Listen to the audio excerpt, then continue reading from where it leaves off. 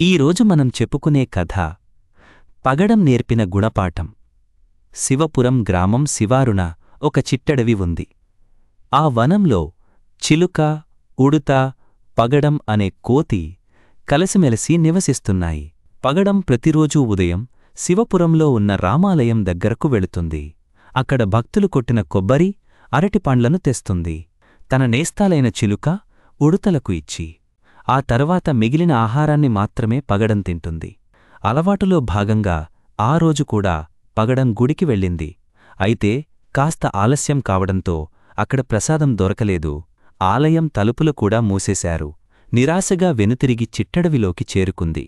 అప్పటికే చెట్టుమీద చిలుక, కింద ఉడుత పగడం తెచ్చిపెట్టే ఆహారం కోసం ఆశగా ఎదురుచూస్తున్నాయి. నేస్తాలు, ఈరోజు ఆహారం దొరకలేదు అంది దీనంగా. ఏమీ పర్వాలేదు అంటూ చిలుక గూటిలోకి, ఉడుత తన నివాసానికి వెళ్లాయి.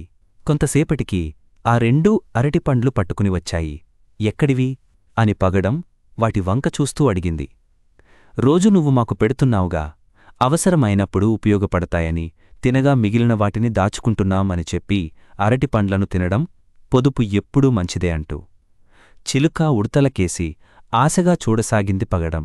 కాని తమ దగ్గర ఉన్న రెండేసి పండ్లలో ఒక్క పండును కూడా అవి తినమని కోతికివ్వలేదు. పగడం ఆశ్చర్యపోయింది. మీలో ఒక్కరు సైతం నాకు అరటిపండు ఇవ్వలేదు అని పగడమంది.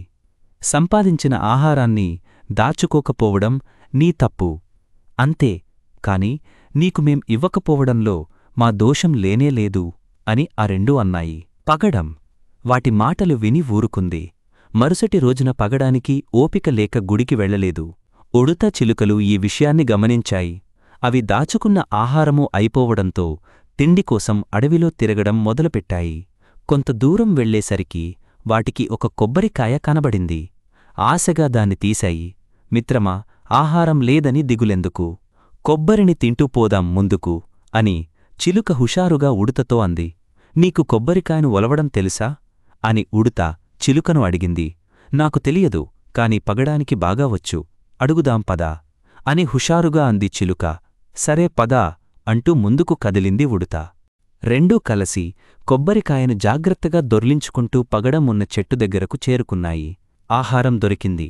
నువ్వు ఒలవడమే తరువాయి, ఎంచక్కా ఈ కొబ్బరిని తింటూ ఆకలి తీర్చుకోవచ్చు అని చిలుక నవ్వుతూ పగడంతో అంది. ఓపిక లేదు, ఇప్పుడు నా వల్ల కాదు అంది పగడం. ఓపిక తెచ్చుకో, మా ఇద్దరికీ ఈ పని తెలియదు, మాకే ఇందులో ప్రావీణ్యముంటే ఎంచక్కా మేమిద్దరమే చకచకా తినేసేవాళ్లం అని ఉడుత అంది. హా, అవునవును, మీరు అలాంటివాళ్లే అని మనసులోనే అనుకుంది పగడం. ఓపిక లేకపోయినా మీరు అడుగుతున్నారు కాబట్టి సాయం చేస్తాను అంది పగడం. ఆ కొబ్బరికాయను నెమ్మదిగా తన చేతుల్లోకి తీసుకుని దాన్ని కదలకుండా దాని రెండు కాళ్ల మధ్యన అదిమి పెడుతూ జాగ్రత్తగా ఒలిచింది. పీచంతా తీశాక కొబ్బరికాయను నేలకేసి గట్టిగా కొట్టింది. కాయ రెండు ముక్కలైంది. హమ్మయ్యా, ఇక కొబ్బరి తిని ఎంచక్కా ఆకలి తీర్చుకోవచ్చు అంటూ చిలుక, ఉడుతలు పగడం వైపు కదిలాయి. కోతేమో కొబ్బరి తినడం ప్రారంభించింది. మనం సమానంగా పంచుకుని తినాలి, కనీసం ఒక్కటైనా మాకు ఇవ్వకుండా మొత్తం నువ్వే తినేస్తే ఎలా అని ఉడుత, చిలుకలు ఆవేశంగా అన్నాయి. నేను కష్టపడి కొబ్బరికాయను ఒలిచాను, ఆహారం దక్కించుకున్నాను, మీకు ఇవ్వనుగాక ఇవ్వను. నిన్న మీలో ఒక్కరైనా ఒక్క అరటిపండైనా నాకు ఇచ్చారా? నేను రోజూ గుడికి వెళ్ళి ఆహారం సంపాదించినా నిస్వార్థంగా మీకు సమాన వాటా ఇస్తున్నాను. ఎందుకో తెలుసా? మనం ఏదైనా తినేటప్పుడు పక్కన ఎవరైనా ఉంటే వాళ్లకు కూడా పెట్టి అప్పుడు మనం తినాలి. పంచుకుని తింటేనే బంధాలు నిలబడతాయి. మనం అందరిలో ఉంటాం, లేకపోతే ఒంటరిగా మిగిలిపోతాం. నాకు అందరితో స్నేహం చేయడం ఇష్టం, అందరితో కలిసి తినడం ఇంకా ఇష్టం. కాని నిన్న మీలో స్వార్థం కనబడింది. తోటి జీవి ఆకలితో అలమటిస్తుంటే పంచుకుని తినడం కాకుండా ఎవరి తిండివారిదే అన్నట్లుగా ప్రవర్తించారు. మీకొక విషయం చెప్పనా అని పగడం అడిగింది. ఏమిటి అన్నాయి ఆ రెండు. ఈ చిట్టడవిలో ఒక్క కొబ్బరి చెట్టు కూడా లేదు. మరి ఆ కొబ్బరికాయ ఎక్కడినుంచి వచ్చిందో గమనించారా అంది పగడం. అవును, నిజమే, అన్నాయి చిలుక, ఉడుత. మీ బుద్ధి మరోసారి తెలుసుకోవాలనుకున్నాను. అందుకే నాకు గ్రామంలో దొరికిన కొబ్బరికాయను తెచ్చి అడవిలో పెట్టాను. ఆ కాయను ఒలవడం మీకు రాదు కనుక నా వద్దకే తెస్తారనే నా ఊహ నిజమైంది అని కొబ్బరి ముక్కను నోట్లో పెట్టుకుంటూ నవ్వుతూ అంది పగడం. దాని మాటలకు చిలుక, ఉడుతలు తలలు వంచుకున్నాయి. మిత్రమా, తప్పు తెలిసింది.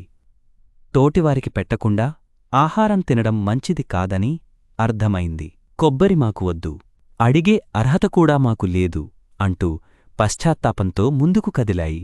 ఆగండి మిత్రులారా, మీలో మార్పు వచ్చిందని నాకు అర్థమైంది. పంచుకుని తినడంలోనే పరమార్థముందని మీకు చెప్పడానికే ఇలా చేశాను. ఆకలి బాధ నాకు తెలుసు, మీరు రండి, కలిసి తిందాం అని నవ్వుతూ పగడం తన నేస్తాలను పిలిచింది. పగడం మాటలతో వారెండూ తిరిగి వచ్చాయి.